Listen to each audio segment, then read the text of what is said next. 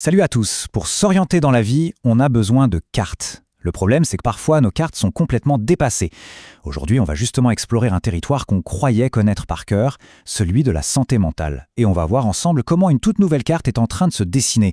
Une carte, vous allez voir, bien plus grande et plus connectée qu'on aurait pu l'imaginer. Allez, on plonge direct dans le vif du sujet avec cette question qui est juste fondamentale. Pendant des dizaines d'années, on a cherché des réponses à nos angoisses, à nos dépressions, à l'intérieur de notre crâne, dans la chimie du cerveau. Mais et si on avait regardé au mauvais endroit? Ou en tout cas, si on n'avait regardé qu'une toute petite partie du problème? Et si la réponse se trouvait aussi à l'extérieur? C'est le voyage qu'on commence maintenant. Bon, pour bien comprendre cette nouvelle carte, il faut d'abord jeter un œil à l'ancienne, celle qui a servi de guide à toute la médecine occidentale pendant très très longtemps. C'est notre point de départ. Et ce qui est assez fou, c'est que cette vieille carte, ça fait un moment qu'elle est critiquée. Ça ne date pas d'hier. Déjà en 1977, ce psychiatre George Engel publiait cet article dans la prestigieuse revue Science et c'était un vrai pavé dans la mare. Il sentait déjà à l'époque que le modèle dominant était à bout de souffle, qu'il n'arrivait plus à expliquer la complexité de la souffrance humaine. Et ce modèle, le voici. C'est le fameux modèle biomédical. L'idée de base est assez simple.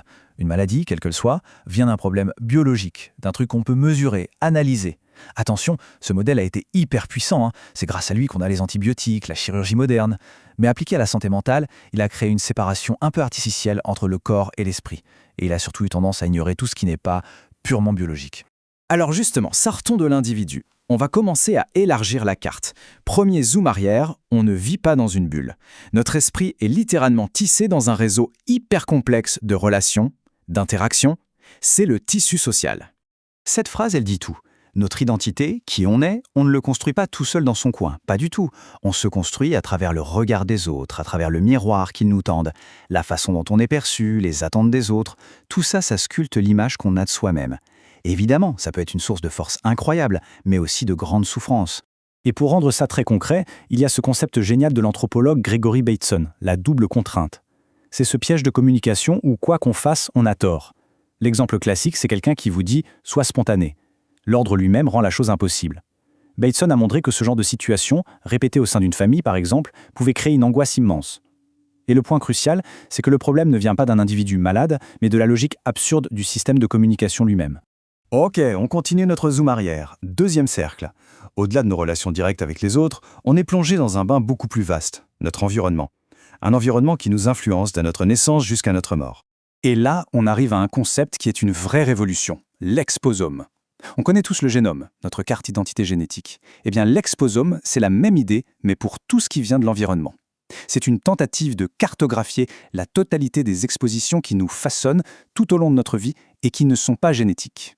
Et alors, qu'est-ce qu'on met là-dedans, dans cet exposome? Eh bien, regardez, c'est incroyablement varié. Ça va de choses très personnelles, comme des traumatismes d'enfance, à des facteurs sociaux, comme le niveau de vie, et même des trucs très physiques, comme la pollution de l'air qu'on respire ou le simple fait d'avoir un parc près de chez soi. Et la science nous montre aujourd'hui que tous ces éléments, en s'accumulant, ont un impact bien réel et mesurable sur notre santé mentale. Allez, on pousse le zoom au maximum, le dernier cercle, celui qui nous connecte non plus seulement à notre quartier, mais à la planète tout entière. On retrouve encore Gregory Bateson. Et ce qu'il écrivait en 1972 est juste visionnaire. Il avait compris que notre façon de penser, qui est souvent très linéaire, très compartimentée, est en total décalage avec le fonctionnement de la nature, qui, elle, est faite de cycles, de réseaux, de systèmes interconnectés. Et il disait que c'est ce décalage qui est à la racine de nos plus gros problèmes. De cette intuition est née aujourd'hui une discipline toute nouvelle, l'écopsychiatrie. Le postulat de départ est simple, mais en même temps il est radical. On ne peut pas séparer la santé de l'esprit humain de la santé de la planète.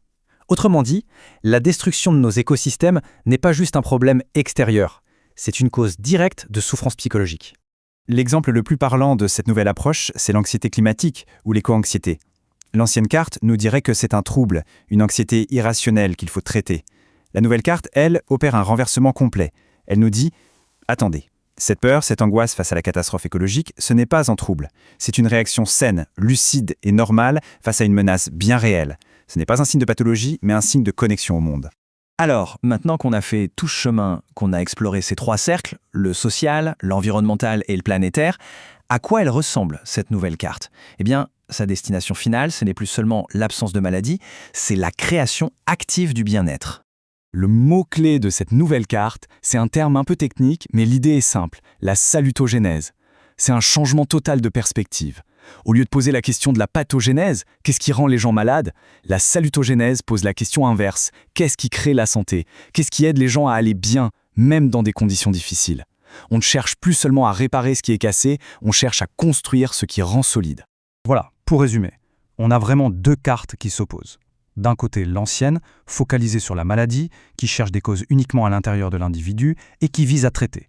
De l'autre, la nouvelle carte, focalisée sur le bien-être, qui analyse des facteurs systémiques, sociaux, environnementaux, et dont l'objectif est beaucoup plus ambitieux, construire et renforcer la résilience. Et on va se quitter sur cette question qui est finalement la conclusion la plus vertigineuse de cette nouvelle carte. Toutes les frontières qu'on avait l'habitude de tracer entre soi et le monde se brouillent complètement. Si notre équilibre mental est si dépendant de nos relations, de notre environnement, de la santé de la planète, alors peut-être que prendre soin de soi et prendre soin du monde, ce n'est plus deux choses séparées. Peut-être que c'est, au fond, une seule et même démarche. C'est une idée qui, je crois, mérite qu'on y pense.